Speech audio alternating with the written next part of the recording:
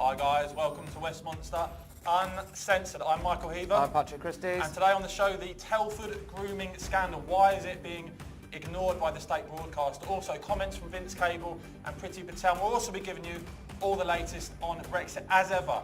Jump in, tell us what you think, and if you like what you see, don't forget to give us a retweet and a like. And Patrick, where else to start but this grooming scandal? Yeah, well, absolutely. This is the horrific news, really, that Britain's facing up to what could potentially be the worst ever case of child sexual exploitation on an industrial scale, it would seem, in Telford in Shropshire. It's emerged thanks to a Mirror investigation that around 1,000 girls, young girls, vulnerable young girls, have been drugged, raped and or sexually abused in the area over the last 40 years. This is clearly just the latest in a string of similar incidents. But today on Westmonster, we're really asking, why hasn't this been covered by our state broadcaster, the BBC? Why has the government remained tight-lipped on it as well? It seems slightly odd to us, but we want to know what you think. So please do pile in with your comments and let us know what you think. Just to give you the background on this, guys, this is a Sunday Mirror investigation. We have the story up there, we can get it back up for you now. Basically, authorities accused of failing to act over 40 years despite repeated warnings to social workers, with up to 1,000 girls, some as young as 11, abused in Telford. It is a truly sickening, a truly harrowing story. So many, it's an 18th month investigation, so many things put forward here. Social workers knew of abuse in the 1990s, but police took a decade to launch a probe. Council staff viewed abused and trafficked children as prostitutes instead of victims, according to previously unseen files. Authorities failed to keep details of abusers from Asian communities for fear of racism. Police failed to investigate one recent case 5 times until an MP intervened, and one victim said cops tried to stop her finding out why her abusers had not been prosecuted because they feared she would not talk to us. That's all in this Sunday Mirror investigation. And sadly, it's all too familiar, isn't it? You know, hundreds of girls abused. Thousands, really, thousands every year. Up to 1,000 in one town. The scale of this is utterly horrific. And so many, I mean, some of the quotes in this are harrowing. We'll go to them in a minute, but we're asking you now, why is this not getting the coverage that it should? Yet another grooming scandal in this country, on the streets of this country, has been allowed to happen over decades, seemingly. Yeah, why is this happening in our country? We've seen some comments flowing in already from Marcus Fu saying they're scared to death and are cowards. Jane Sherratt saying shame on our government, speaking specifically there about obviously the government's lack of outrage, it would seem, about this particular incident. Michael's given you some specifics there, but I mean, look guys, we've done a story on Westmonster, which I'm sure if you visit our website you can see, on the overall scale of the thing, but we've also been onto the BBC's website, obviously a taxpayer-funded national broadcaster here, and we're seeing the fact that it doesn't appear that they deem this newsworthy, and that is despite the fact that obviously this has, it would seem, directly affected more than 1,000 girls and a lot more as well. The fact that it's been on the front page of many other national newspapers, the public interest here is clearly monumental. And, you know, why isn't this seeming to get the coverage that it would deserve? I just want to, before we get to the BBC aspect of this, I just want to read out a quote from the original Mirror story, just to bring this home of what is going on in our country. One 14-year-old girl, groomed and abused after her phone number was sold to paedophiles, said, "I hated what was happening and my abusers made my skin crawl, but I was told that if I said a word to anyone, they'd come for my little sisters and tell my mum that I was a prostitute. Night after night I was forced to have sex with multiple men in disgusting takeaways and filthy houses. I must have been getting the morning after pill from a local clinic at least twice a week, but no one asked any questions. I fell pregnant twice and had 2 abortions. Hours after my second termination, I was taken by one of my abusers to be raped by more men. The worst moment came just after my 16th birthday, when I was drugged and gang raped by 5 men. Days later, the ringleader turned up at my house and told me he'd burn it down if I breathed a word of what had happened." That is one example of hundreds, potentially thousands across the country, of what is going on in working class constituencies, working class areas, with very vulnerable young people on an industrial scale. And today we ask, how can this not be leading on the BBC's website? How can this story not even be under the UK section? When we look at it now, the UK section of the BBC website, you have activist disrupts Crufts grand final. Yeah, they've got a piece of... Ex-housing boss got excessive payout, but Yeah. not this. They've got a piece on how to feed the birds as well. That's on their overall homepage there. They've got a piece about Jamie Carragher spitting at a 14-year-old girl. But there's seemingly no place for this widespread, monumental level of abuse. And I think I want to know what you guys think about this really. Does this actually have a wider connotation for society? Because, Linda Macaulay says here, just shame on the BBC.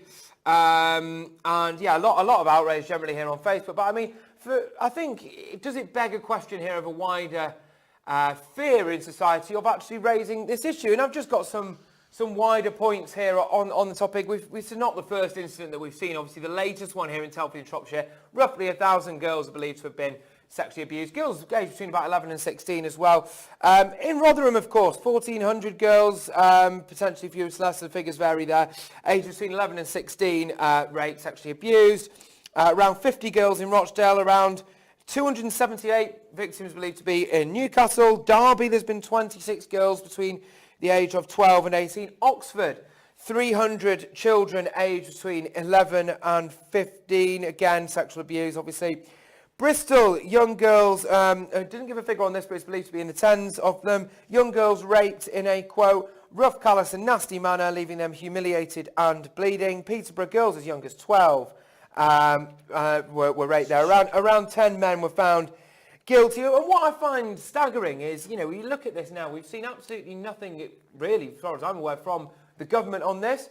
We've seen nothing from the BBC. And I think it asks, where are we as British society? If we can't talk about this issue, then it's never going to get resolved. And how many, you just make you ask, do you think, I want to know what you think about this, is the BBC really putting its viewers kind of above the welfare of these young girls?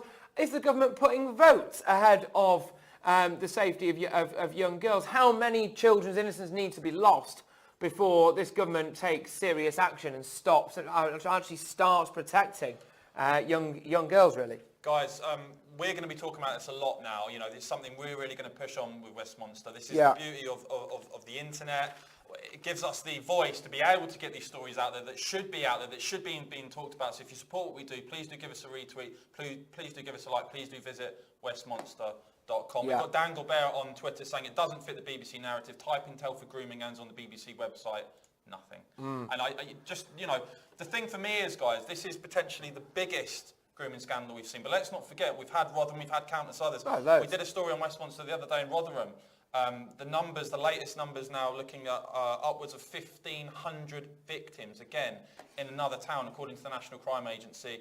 The NCA inquiry uncovered an even larger scale of abuse, 110 suspects identified, and trials lasted for this year. Of those suspects, 80% are of Pakistani heritage. The political correctness that's getting in the way of this issue now, I think, is off the scale. How can this be going on in town after town after town of hundreds of young girls being drugged, being groomed, being raped? There was even talk in the Mirror story of some girls potentially have even been killed. It is absolutely astonishing that this is going on and that there isn't a bigger furore and bigger outrage about it today. This has been allowed to happen. It must not ever happen again. But we saw again a worrying thing with the Rotherham story. I remember Channel 4 News actually had one of the former victims on, and she said if you go down Rotherham now, you can see it still happening. You can see young girls in cars with older men. I've asked Sarah Champion, the Rotherham MP, on Twitter, in her opinion, does she see that? In her opinion, does she still think it's going on in Rotherham? She hasn't actually. She hasn't. But that, for me, the incredibly worrying thing here, guys, is that we find out all this stuff and people get put in prison for it, but then it is allowed to go on. Yeah, absolutely. That's the real worry. Absolutely. And I mean, we've seen with Sarah Champion, the MP in Rotherham, she seems like she's quite a good constituency MP. She really did do a big piece in The Sun, I believe, where she basically said, look, we need to be able to talk about this now. This is an industrial scale.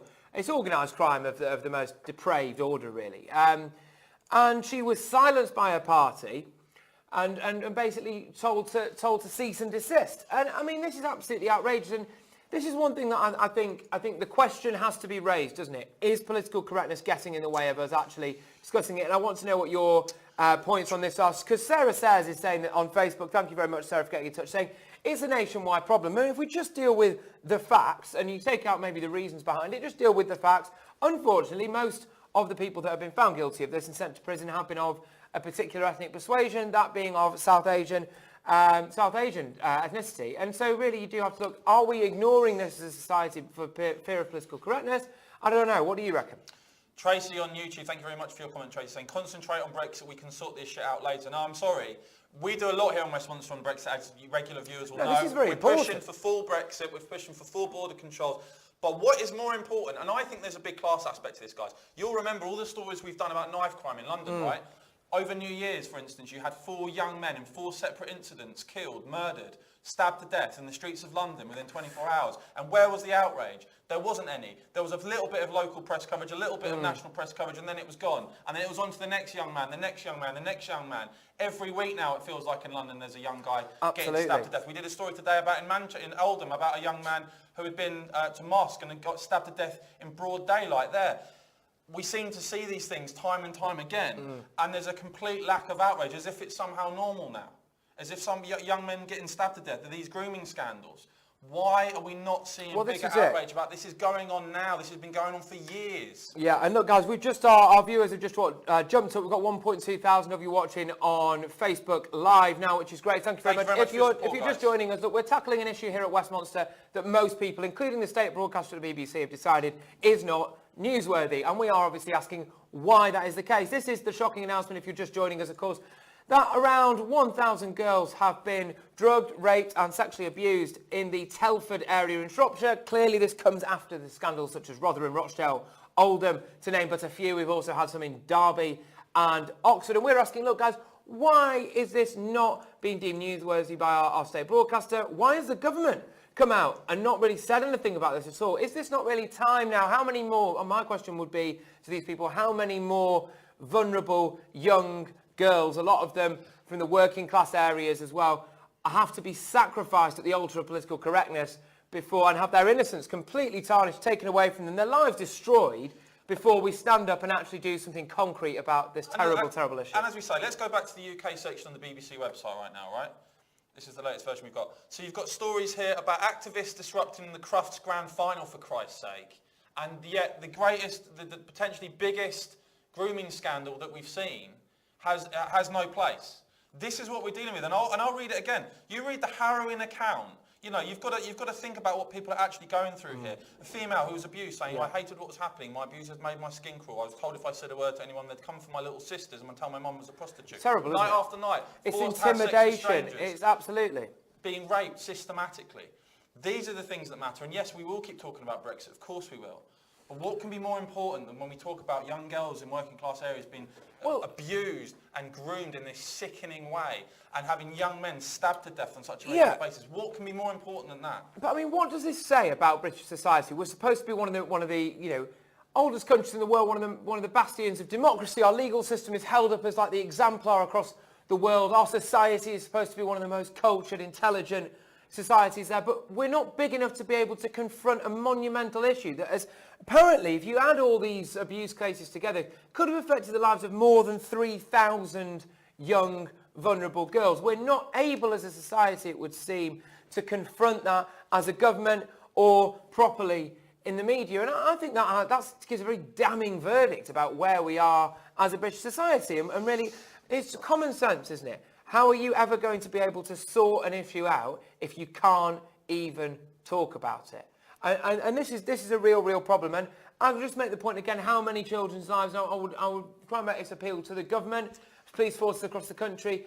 You know, while you are maybe thinking, oh, no, we better not say this in case it's a slightly controversial topic, do you understand how many hundreds and thousands of girls are actually going through presumably the worst kind of trauma that you can possibly imagine because you are failing to deal with this problem? It's terrible.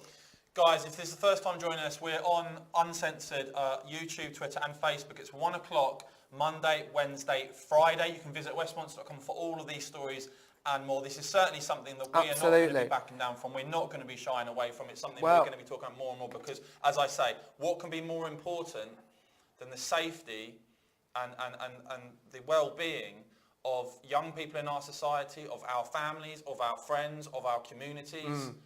We owe it to those people to highlight these issues and make sure that it isn't just swept under the carpet and that it can't just be ignored. And those that choose to ignore it because it doesn't fit their political outlook or they find it a little bit too uncomfortable, we're going to be breathing down their necks every which way until they cover it. So I hope by the end of the day, this is up on the BBC website. It should be up there, and I fail to see why it is not a leading item on the website. I do think the BBC does a lot of fantastic work, but they've completely lost the argument here of being some kind of impartial, straight down the line, valuable news source. If a story like this comes up, a story that could be potentially Britain's largest ever child sexual abuse scandal, and they deem that not worthy of coverage, I find that very odd, and you have to ask the question, why? And now, guys, look, in case you're joining us just for the first time, we are live and interactive, so we do read out some of your comments. So Alison White has been in touch saying they are trying to silence us.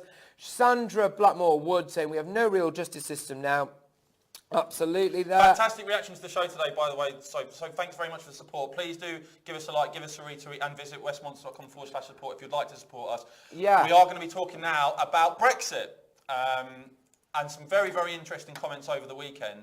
Vince Cable. Yes, Vince Cable. Sir Vince Cable, sorry. Sir Vince Cable. Right, yeah. Vince managed to wake up and shuffle onto a stage, and then he said that basically he was very, very critical of everyone who seemingly voted for Brexit, making the kind of sweeping prejudice generalisation that he would apparently expect from Brexiteers. He said that too many were driven by nostalgia for a world where passports were blue, faces were white, and the map was coloured imperial. I mean, what a disgusting comment. It shows you yet again, doesn't it, I think, that this whole mentality some of these people have, they're off their rockers. They seriously think that people went and voted leave, but a world where faces were white. Sorry, why do people like Vince Cable not understand very simple fact that to govern your own country, control your own borders, make your own laws, these are very normal things. Negotiate your own global trade deals. These are normal things. And yet you get painted out by these people. And this is, of course, why the Lib Dems are bombing, as some sort of extreme position. It just shows you the fringe mentality now of the Liberal Democrats as this anti-Brexit party. There is no great outflow to reverse Brexit. People are agreeing on Facebook here, saying Joanne's just saying it's disgraceful.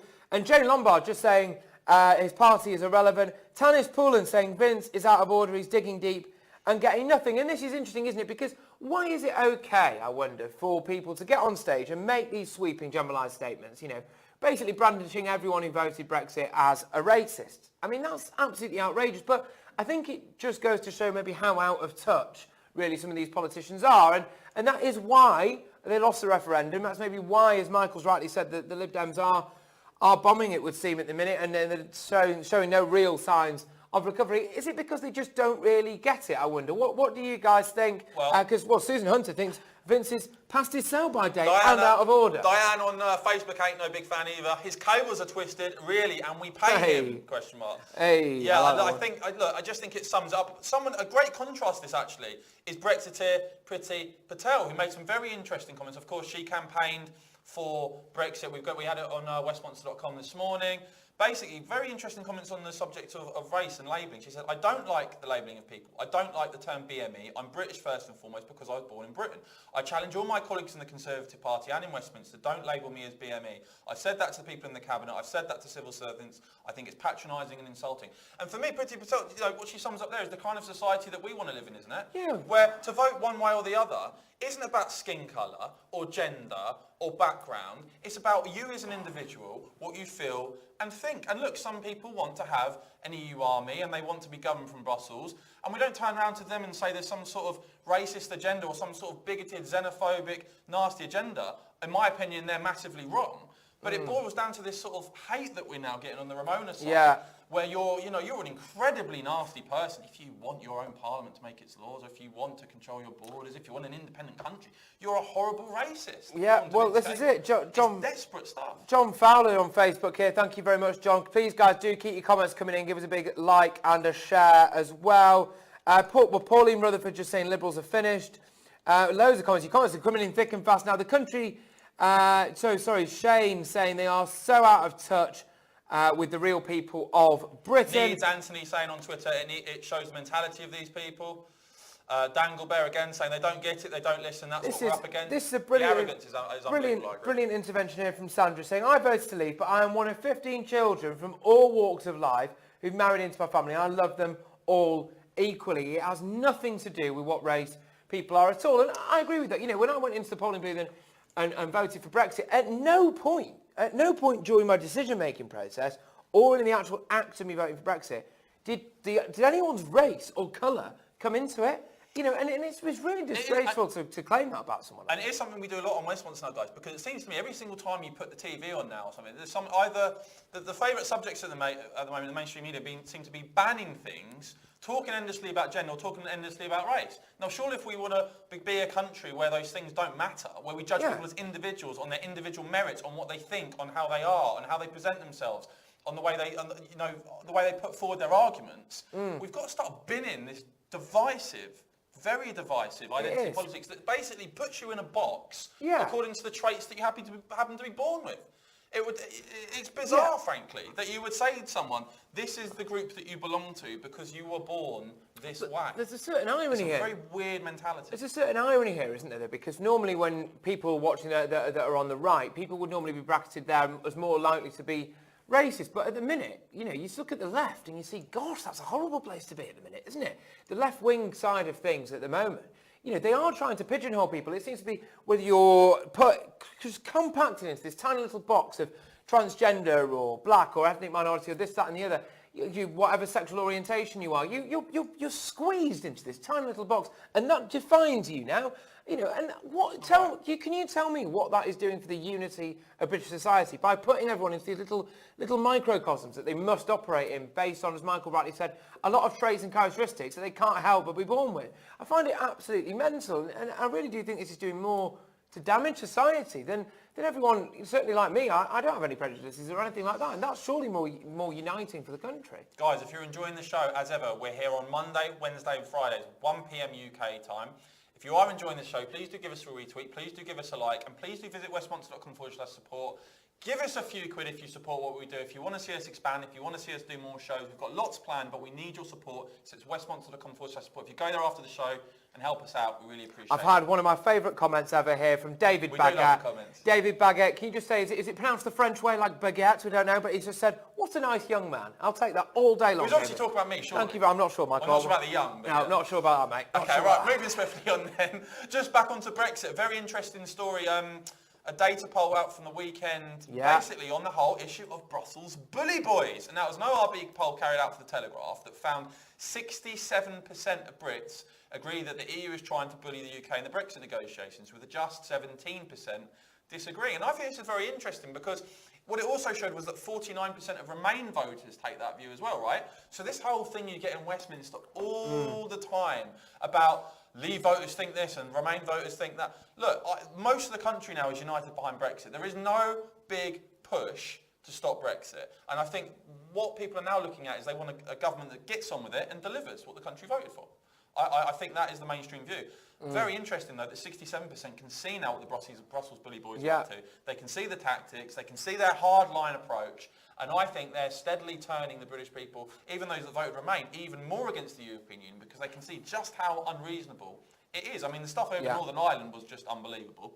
The financial demands, the demands for... Well, the EU army side of it, you know, that kind of thing. I mean, that's a big factor for me when people talk about a second referendum. It's all very well and good people on the left there saying, look, you know, I voted to Remain, I'd like to stay, and we need to have another go because essentially we lost. That's all very well and good, but how do you think you're going to win a second referendum in the full knowledge, the fact that Martin Schulz wants the United States of Europe by, I think it was 2025, and Jean-Claude Juncker's pushing for an EU army, presumably Britain would have to.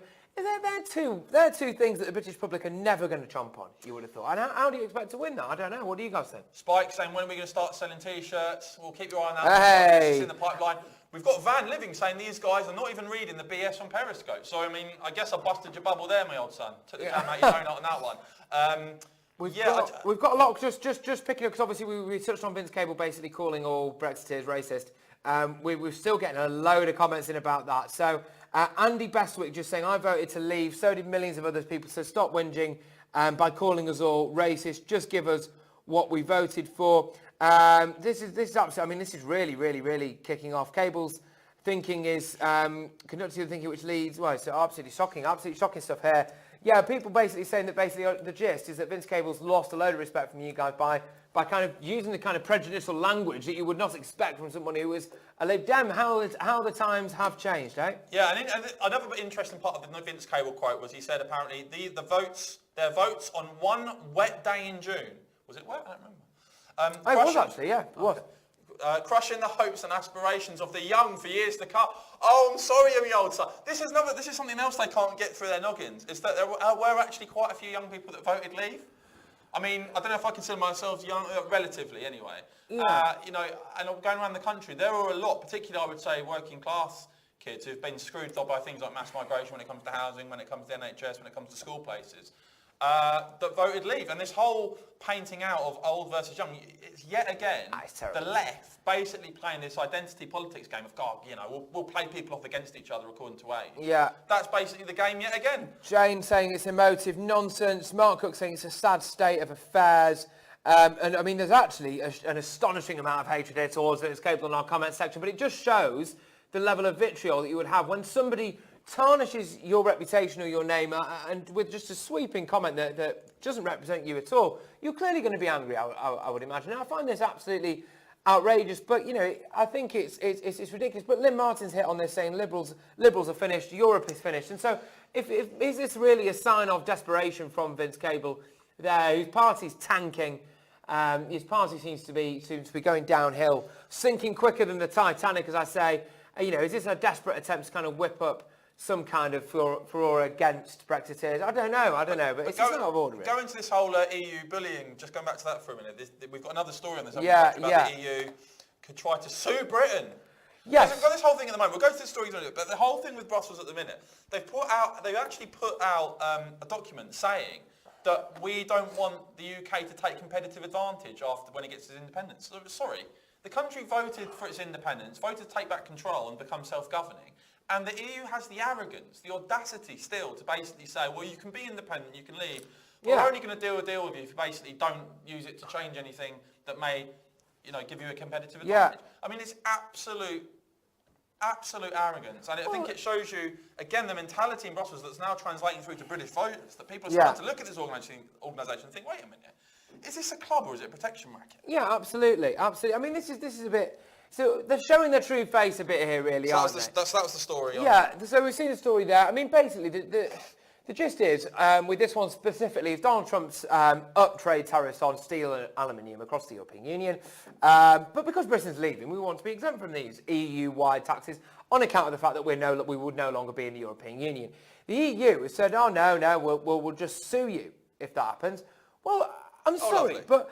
This is all a bit weird, isn't it? Because basically, the European Union, if you just take into one neat little nutshell what it's said so far since Brexit is, do you guys kind of mind carrying on staying in the customs union or staying with regard to trapped single market, staying trapped under our legal systems, our rules and regulations, being under the thumb of our own court? No, you're not allowed to take competitive advantage over us. And actually, do you mind still paying the same amount of tax to us on a tariff that no longer applies to you? What? This is crazy, isn't it? Absolutely bonkers. But I want to know what you guys think about this. What's your latest on the Brexit negotiations? Calvin Heppel is just laughing so much here, crying with laughter, it would seem. Facebook saying, sue Britain, you couldn't make it up. This is the kind of general gist, isn't it, really, guys? I mean, it's absolutely crackers here, really. But guys, it's been a great show. We've had a lot of you watching today. Don't forget, we'll be back on Wednesday, same time, same place, 1 o'clock. We'll be tackling, have you seen today? We will not shy away from anything. No. Any issue that's on the table. If you want us to talk about anything, you let us know and we'll do it. Yeah, please do get in touch. You can get us on Facebook, you can get us on Twitter, of course. You can email us directly. My email's on my Twitter page there, at Patrick Christie. Shameless little plug to see us off. But yeah, look, guys, I think there's a comment here that really summed it up for me today. Ernest Nicholas saying, it's great to hear some positive views on Brexit. Well done, guys. Well, look, we do want to keep bringing you the stuff that you don't normally hear across the media here at Westmonster. Please do support us. Westmonster.com/support. Yep, give us a like, give us a retweet. Westmonster.com/support. We will see you on Wednesday. Have a great week. See you then. Take care, guys.